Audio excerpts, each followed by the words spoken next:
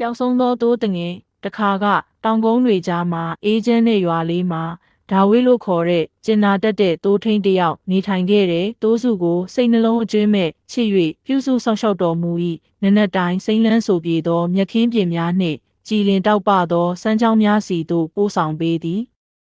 နေသာသောနေ့တစ်နေ့တွင်တိုးများသည်ကျေနပ်စွာကျက်စားနေချိန်တွင်လီလီအမည်ရှိထူးဆန်းသောတိုးကလေးတစ်ကောင်သည်တိုးစုမှထွက်ခွာသွားခဲ့သည်လွင့်ပြန်နေသောလိပ်ပြာတစ်ကောင်ကိုသူမဆွဲလန်းသွားပြီးမိမြအထိလမ်းလွဲသွားသည်ကိုသတိမထားမိပေလီလီသည်နောက်ဆုံးတွင်မော့ကြည့်လိုက်သောအခါတွင်သူမပျောက်ဆုံးသွားကြောင်းသိလိုက်ရသည်တိုးစု၏ရင်းနှီးသောအတန်များကိုမြည်သည့်နေရာတွင်မျှမကြားရတော့ဘဲသူမအလွန်ကြောက်လန့်ပြီးတယောက်တည်းခံစားခဲ့ရသည်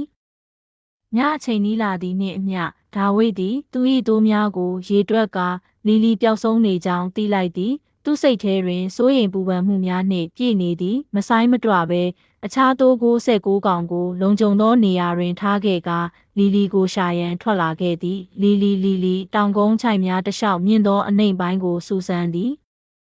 ထိုအချိန်တွင်လီလီသည်ကြောက်ရွံ့တုန်လှုပ်စွာဖြင့်ခြုံပုတ်တစ်ခုအောက်တွင်ပိတ်မိနေခဲ့သည်ရုတ်တရက်သူမနာမည်ခေါ်နေတဲ့ရင်းနှီးတဲ့အတန်တစ်ခုကိုကြားလိုက်ရသည်သူမသည်တက်နိုင်သမျှကျဲလောင်စွာအော်ခေါ်ကအတန်ပေးလေသည်မကြာမီဒါဝိဒ်၏ကျင်နာသောမျက်နှာသည်ခြုံပုတ်များအတွင်းပေါ်လာသည်သူသည်သူမကိုညင်သာစွာကောက်နှုတ်ပြီးသူမကိုတင်းတင်းကြပ်ကြပ်ပွေ့ပတ်ထားကာပျောက်ဆုံးသွားသောတိုးတငယ်ကိုတွေးလိုက်ရသည့်အတွက်စိတ်သက်သာရာရသွားသည်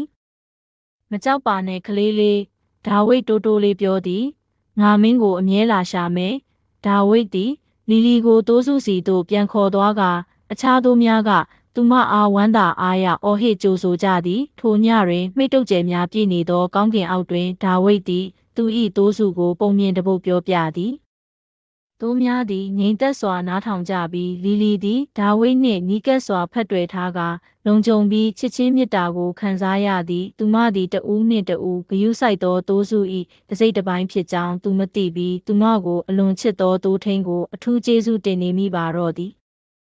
ထိုနေ့မှစပြီးလီလီသည်တိုးထိန်သည်သူမကဲ့သို့သောတိုးများကိုကာကွယ်ပေးရန်နှင့်လမ်းပြရန်အမြဲရှိနေမည်ကိုသိ၍တိုးစုနှင့်နီးကပ်နေခဲ့သည်ပုံမြင်ဒီမှာတင်ပြီးဆုံးပါပြီ